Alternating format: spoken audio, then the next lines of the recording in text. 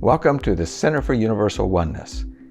We are an open, welcoming, spiritual community that supports all faith traditions and invites you to join us on your spiritual journey. We host different speakers each week to guide and inspire us. We are guided by universal principles of acceptance of all that is sacred, and we strive to live in the oneness of love. Please enjoy this presentation. This morning, we are very blessed and fortunate to have with us Stephanie Sabato.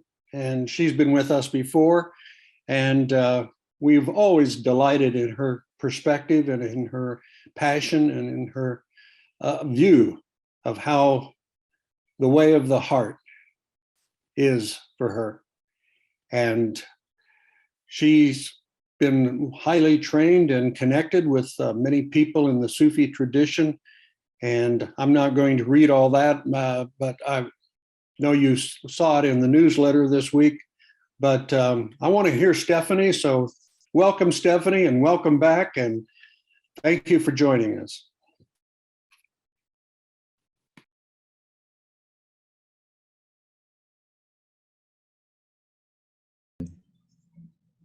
Let me begin by saying how thrilled I am to be here again. And also, it was a fortuitous happening that I should be here. Barb had written me about this date, and I jumped on it. And then she wrote again and said, "Oh, I'm so sorry, it was another Stephanie." And I said, no, it has to be me. I want to present today on that special day.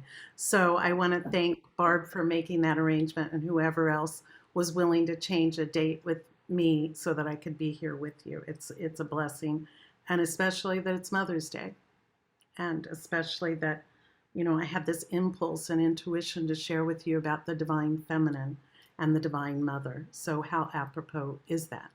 I'd like to share my screen with you, because this will be a visual presentation, and on the other side of it, I'll join you again.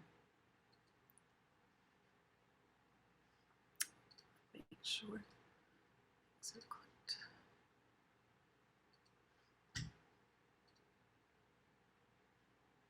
Okay. Can everyone see that? Can you kind of nod your heads, please, to let me know? Thank you very much. So as we take this journey into the divine feminine, I hope that you'll recognize some of these qualities that are, I want to stop my video so you don't really see me. Okay. You know, I hope you recognize these qualities within yourself, whether you're a man or a woman, and you can recognize them without also. So important to do that. And again, although it says the divine feminine, it's the divine in a feminine form. And as Carl Jung reminds us, there's always, we see that represented in the sign of the yin yang. There's always a bit of the feminine in the masculine and a bit of the masculine in the feminine. And this brings balance. So while this is on the divine feminine, this is really for everyone. And I hope you'll see that. As a way of organizing my thoughts, I wanted to bring in some of our Sufi tradition, the tradition of Hazrat Inayat Khan.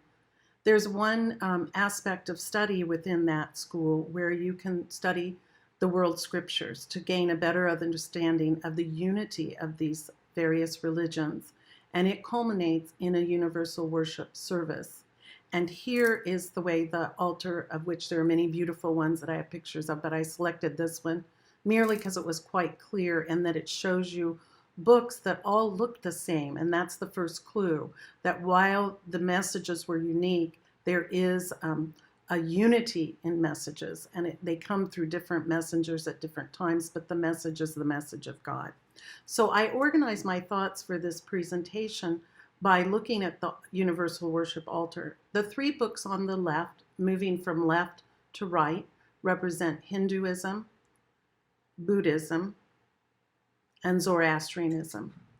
Then there's a book in the middle, and continuing on, I'll address the book in the middle, the fourth book, in a moment. We move to the three books to the right of the altar, representing Judaism, Christianity, and Islam.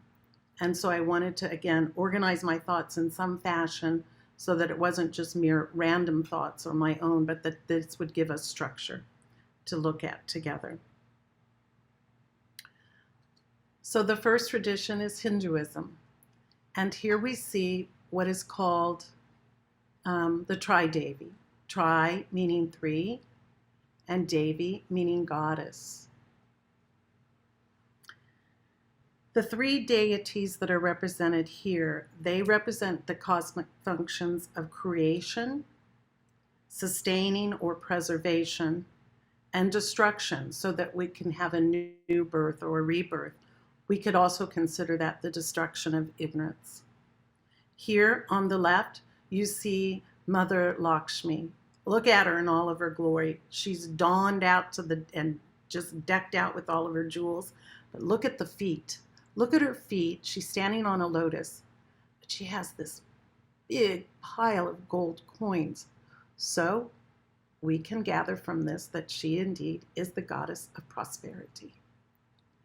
On the far right, we see Mother Saraswati. Saraswati is the goddess of music and dance and poetry and literature. She's seen by handling some of these things in her hand. One of them is a veena. She's often seen with a bird in her view. Here we have a peacock, and in Indian tradition, the peacock is very special. First of all, he represents victory, and the tail, those feathers of the peacock are very special because it is said that there are eyes in them, and those eyes are for protection. So when you go to Hindu temples, whether they're here or in India or wherever, you often see these fans made with peacock feathers that are used to purify the air and the altar. In the middle, we see Mother Durga, and she is fantastic and who we're going to focus on.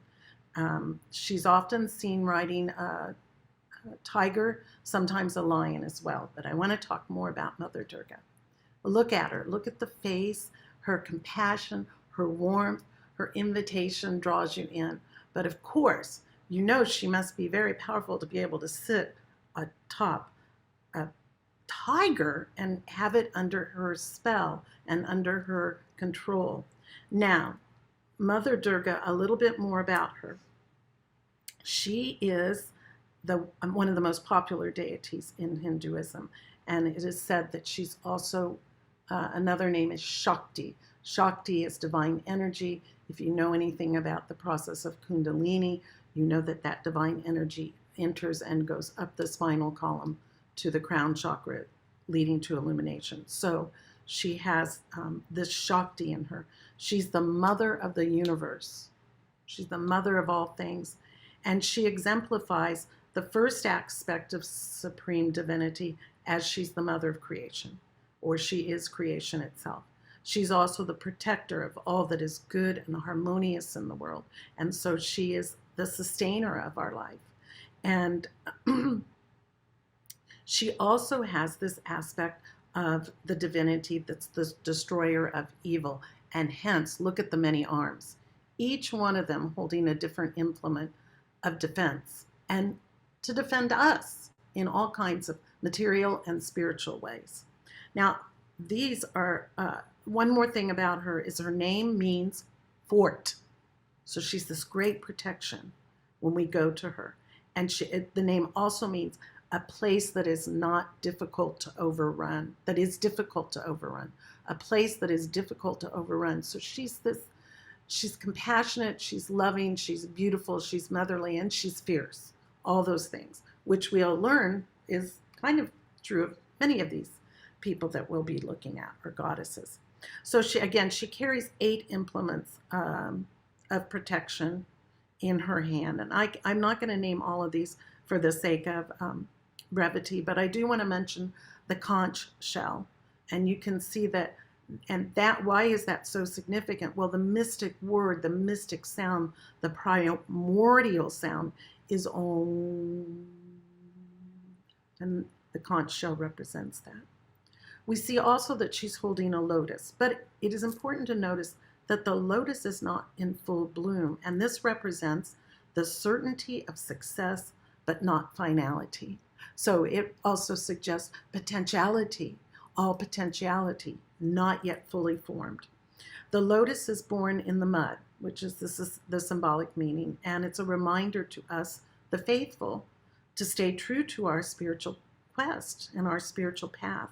And this is especially can be challenging amidst the worldly news, the worldly lust, the worldly greed. We see it, the pain and suffering of the world, but it still gives us faith to stay to our path and not lose hope. Another implement, and this will be the last one that I'll speak about, is the sword. And Durga holds this in her hand, and it symbolizes both knowledge and cutting through or destroying ignorance.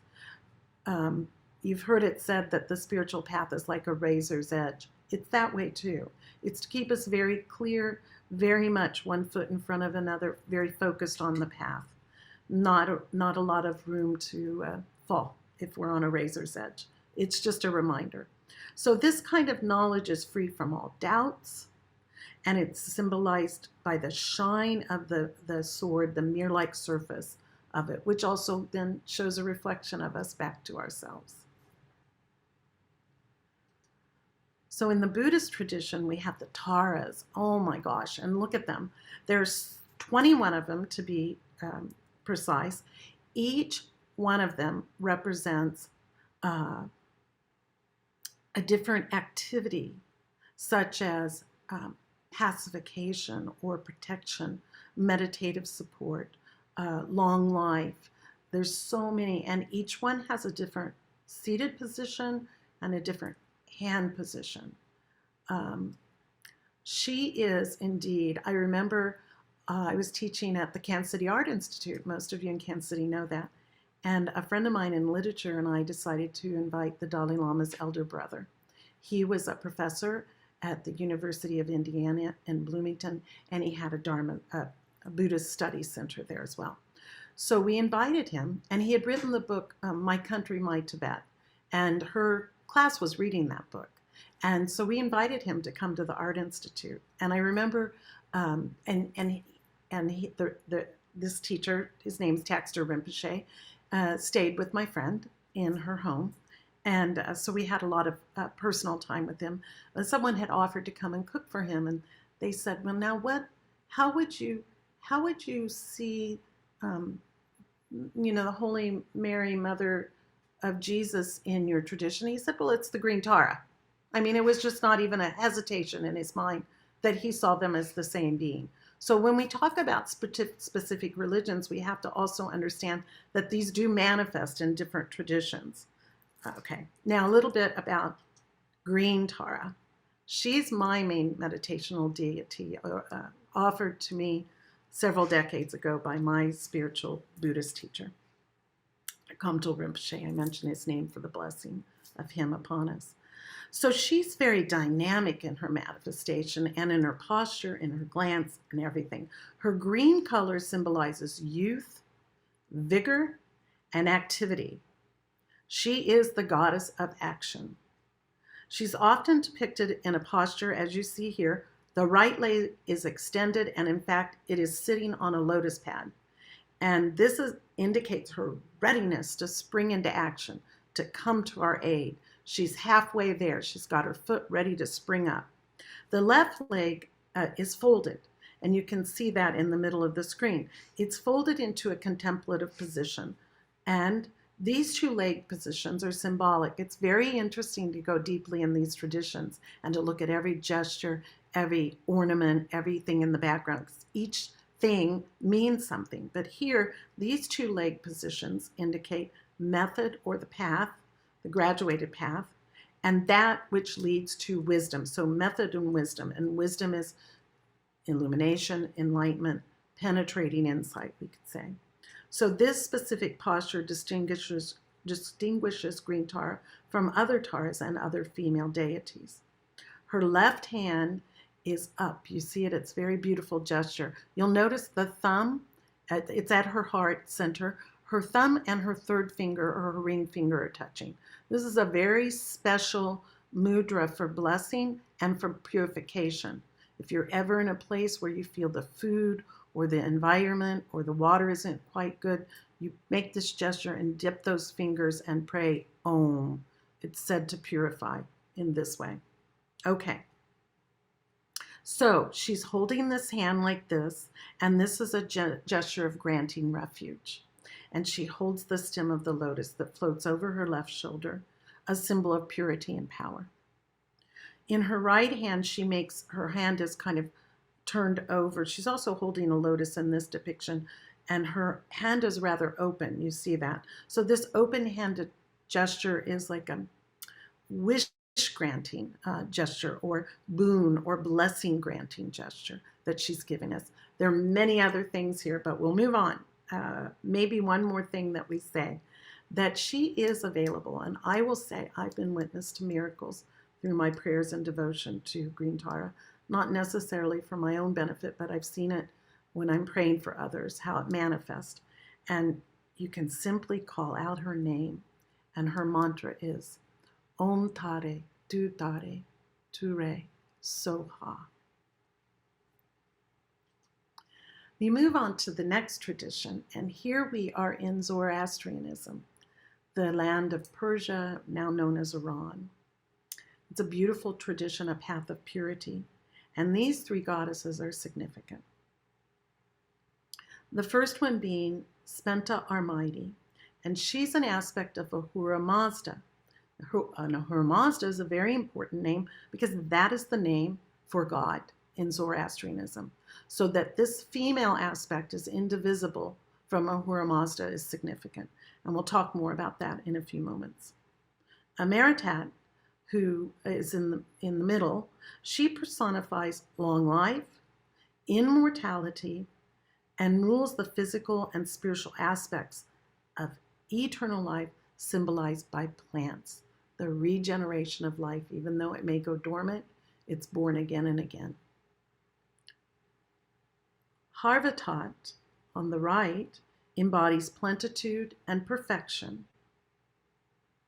She's always represented with water, and here, I don't know if you can see it, the vertical images is blocking it in my screen, but she's holding a vase, and from that there's these celestial waters that are flowing. And in fact, she is responsible over water, to which she holds a crucial role in maintaining a healthy life. She brings prosperity and health. Now, I want to talk specifically about Spenta Armide. And here you see her. Look at how beautiful. And she actually has the elements of the other goddesses or female representations of this tradition. And she has the grass. She has elements of water. In the left corner, you see a depiction of Zoroaster. And it's a lovely, quite lovely scene. It's almost like a Garden of Eden. And she personifies holy serenity. And look at her gesture. A little bit, that open-handed gesture, again, is both welcoming and giving. She represents devotion, her eyes cast down in a meditative glance, tranquility. Her pose seems very tranquil and at ease. She seems like in a royal ease position, in fact. She represents peace and prosperity, and she's the goddess of fertility. And as such, we could consider her an earth goddess or Mother Nature herself. So this aspect of Ahura Mazda, and when we read the Zoroastrian scriptures, there's a lot of references to nature. So you can see how Armide brings this aspect of divinity into manifestation into our world. She symbolizes the link that between that which is consecrated and that which is not. And of course, the further one gets along the path, you realize that those two things are not different things. They're one and the same, and all is really blessed. Through her omnipresence, she transcends the limits created by the division of the sacred inner world and the world outside of us. So she's there to provide that link, like the symbol of the sword, the symbol of the lotus. It's there, it keeps showing up. Okay, sorry about that. Here we go. Next, we move into the holy women of Judaism. And First, of course, is Eve. She's the mother of all of us, the mother of humankind. Sarah is the founding matriarch of Judaism, and she's described in these ways. And listen to it, again, it's like the land of opposites, and yet they all coexist in one being who's highly regarded in this tradition. She's described as faithful and beautiful, loving, steadfast, loyal, hospitable, and authoritative, stubborn, fearless, and loyal. So she has all of these qualities that are like this beautiful crown with these different jewels sparkling through her being that teaches us. She's revered in both Judaism and Christianity. And lastly, I hope you can see this. Well, you will in the next slide. This represents the mother of Moses, and her name is Jochebed. So now we go to the next slide. Oops. And there you see her. And it's important to notice her. I mean, she's in one way very voluptuous. Her breasts are being exposed, this nurturing, she's just given birth. She's also got this kind of lamenting that she's doing. And we know the story of the Bible, and I'll talk a little bit about that and how that plays out and why she is so significant. She's considered a hero of faith through her actions and the way she lived her life. And this is why I'm going to talk about three primary things that Jochebed symbolizes. First of all, perfect love casts out fear. Perfect love casts out fear. All of you know what that means. You know that you would do anything to protect the ones you love. And also, hopefully, you have that same fierceness to the protection of your faith and your inner world. But here, we'll talk about this. How did Jochebed express this? She said, at the time when Moses' birth was, the Pharaoh had decreed that all the Hebrew babies be thrown into the Nile and drowned. And of course, the Pharaoh feared the growth in population, feared that someone would rise to power and take his power away. And so this was out of fear, unfortunately. But the perfect love that casts out fear was what Jochebed lived by. So Jochebed, in spite of being concerned that she would be the subject of punishment because she refused to offer her child up, she instead put him in a basket. And she didn't know what was going to happen after that, but she knew she had to give her child a chance to live. Perfect love cast out fear. So the second sign of her great faith was to exercise her faith. And this she did when she made this basket and she put Moses in it. This was a strength in her faith. She had no idea of knowing that anyone was going to intervene to save her son. She was just taking that first step. And all the time that she knew that she didn't want to get her son killed. And she knew she was taking a risk, but she put Moses in God's hands. And as the story goes, the daughter of the Pharaoh came down to take her bath. And when Pharaoh's daughter saw the basket among the reeds, she sent her maid to get it. Can someone let that person in, please? Malika, I'm going to admit her if no one else will. Here we go. All right. She asked her handmaiden to go in and fetch the basket from amongst the reeds. This is Pharaoh's daughter. And when she opened it, she saw a beautiful child. And when the child wept, Pharaoh's daughter was filled with compassion for this baby, even knowing and saying to her maids and her handmaidens, this is one of the Hebrews' children. Pharaoh's daughter sent a handmaiden to find a wet nurse for the baby amongst the Jews. The wet nurse turned out to be the birth mother of Moses. So Jochebed is brought, and through her faith, God brings Moses back to her and her to Moses. Lastly, another sign of the great faith of Jochebed is that she had self-control, and this self-control is a virtue. So can any of us imagine the level of self-control that she must have maintained and demonstrated when standing in front of the Pharaoh's daughter and accepted the care and the wages for the very son whom Pharaoh wanted to destroy? Imagine that composure. It takes a real presence of mind to exhibit grace under pressure. And Jochebed did just that. She raised her son as another woman's child, and then, at the appointed time, she handed him over to the Pharaoh's daughter's care. That took infinite disciplined composure, self-control, and a tremendous courage to do that. And that was her faith. Those are signs of her faith. Next, we have the three Marys. And these three Marys, if you look up that term up, there's a lot of knowledge that you'll gain.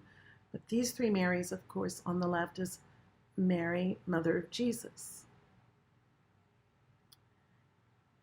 On the right, we see Mary Kophus, and she is the aunt of Jesus and is the sister of Jesus' mother, Mary.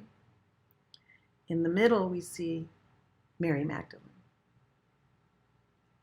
Now for today, this might surprise you, but I want to focus on Mary Magdalene. The whole history of Western civilization is epitomized in the cult of Mary Magdalene. For many centuries, the most obsessively revered of saints, Mary Magdalene became the embodiment of Christian devotion, which was defined by repentance. In one age after another, she was reinvented. She was a prostitute. She was called a prostitute. She was acknowledged as a prophetess. It was said that she was an oracle, that she was a mystic, that they say she was a celibate nun, a passive helpmate to Jesus, a feminist icon, and the matriarch of divinity's secret, meaning that she possessed considerable influence and power because of her wisdom gained through her devotion to Jesus. She was a leading figure among those attracted to Jesus. And of course, we have a lot of speculation now about Da Vinci's Last Supper and what we're seeing within that. When the men of Jesus' company abandoned him at the hour of mortal danger, Mary Magdalene was one of the women who stayed with him even to the crucifixion. The other women were his mother and his aunt. Mary Magdalene was present at the tomb and the first person, and I think this is significant, the first person to whom Jesus appeared after his resurrection. And we're seeing that here in this depiction. She was also the first to preach the quote-unquote good news of that miracle. She gave testimony to it. And from the texts of the early Christian era, it seems that she had the status as an apostle in the years that Jesus's death, and so much so that she had, it is said, as much influence as Peter, known now as Saint Peter. So she had a great role in that tradition and in her relationship with Jesus. Here we see the ladies of Islam. I know when I was in Morocco and again in Turkey, I noticed that the gentlemen would always call me lady, and I thought, oh, well, that's just because they don't know my name, and I don't know, it was like ma'am. But now I know something different, and that's a very distinctive title that they give women, and now I feel so honored to know that I was being called a lady like that. But anyway, on the left we see Lady Khadijah, and she was the first wife of the Prophet Muhammad, the bringer of the message of Islam. And she was a woman of great wealth. She kind of came from a family of great wealth. And she was 30 years the senior of Muhammad. But that didn't stop her. She gave birth to all 7 children of the Prophet, one of them Fatima. Again, I can't see her on my screen. I hope you can, but she's on the far right, but we'll talk more about her in a minute. So she gave birth to all 7 children, 6 boys and 1 girl, the Lady Fatima. In the middle, we see Aisha, and and Lady Khadijah is considered the mother of Islam. I mean, Muhammad was with her when he started getting this inspiration, and she was a follower and the mother of it. He gave birth in one way and she did in another.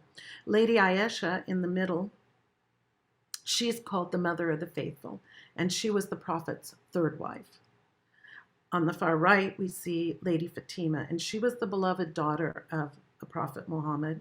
She was recognized as one of the great women of Islam, and she is considered the mother of the Imams. An Imam is a title that is given to one who leads prayer and is a leader within a spiritual community. Lady Fatima. Her recognition isn't because of her connection with the Prophet Muhammad, but rather it speaks to her own persona and her own deeds. Her spirituality, her generosity, her knowledge, and moral virtues affirm that she is an exemplar to all people of all times.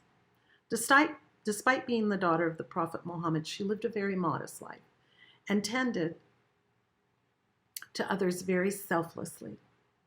It is said that no destitute would ever walk away from her door empty-handed. She would herself go hungry in order to feed another. Although the Prophet Muhammad adored his daughter greatly, he made sure not to spoil her. She, in return, was saved from the feeling of entitlement. Wow, that's a big thing that I'm seeing happen in this younger generation. So parents and grandparents, beware.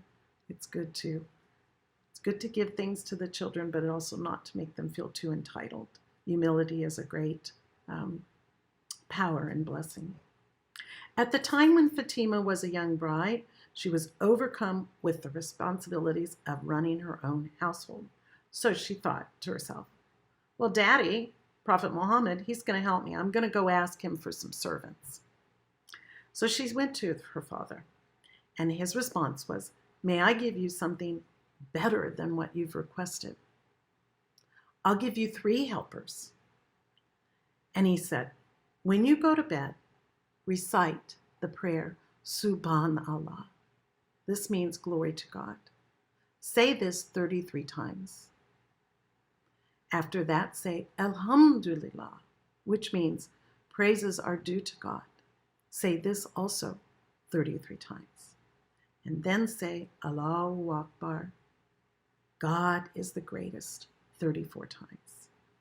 Well, instead of becoming disappointed or upset, which of course you can't imagine would be within Fatima's nature, but she really was actually happy because she knew the advice that her father gave her would increase her faith and devotion. And with that, you can move mountains. These 3 spiritual practices are significant in Islam. In Sufism too, some students are given this as their first practice, is known as the wedding gift. The wedding gift. Fatima is known as one of the women who had perfect faith, and she was also called Az-Zahra, and that means the splendid one, because her face was so radiant. She gave out so much light through her devotion and service. She's considered she's considered the leader of women in paradise. So just to wrap this up and to give it some further context, I hope it already has context, but further, we can see that the Eastern goddesses are like these superheroes. They're human personifications of specific energies. And it's through their stories and sometimes their mythic tales and great sutras written about them, we understand what energies are associated with them. But we can also get that from just observing the pictures. We don't even need to be literate. That's why these pictorial representations are so helpful. And we can focus on a goddess whose energies resonate, teach, and open our hearts to greater strength, courage, and devotion. They will do that. We don't need to know them all. We need to know one very well, and she will provide us with the golden key to all knowledge that we need and that is for us to learn. In the Western religions, honor comes to those women that are historical in nature, so that we get the sense they were real women, they lived on this earth, And these are the women that we see in the Old and the New Testament, as well as the Quran. They lived their lives in an exemplary way during very challenging circumstances. And by doing so, give us a living example of how to cope with difficulties and rise above external events through absolute trust and faith in God. Throughout history, the divine feminine has and continues to be a model of nurture, protection, strength, courage, faith, compassion, and devotion. My prayer is that you may feel an attunement to one of these manifestations of the divine mother, the divine feminine, and perhaps you'll seek to learn more. You can certainly reach out to me if you wish. If that be so, may the way be open to the divine feminine and the divine goddess. May the divine mother bless you and all creation. May all beings be enveloped in the divine mother's love and protection.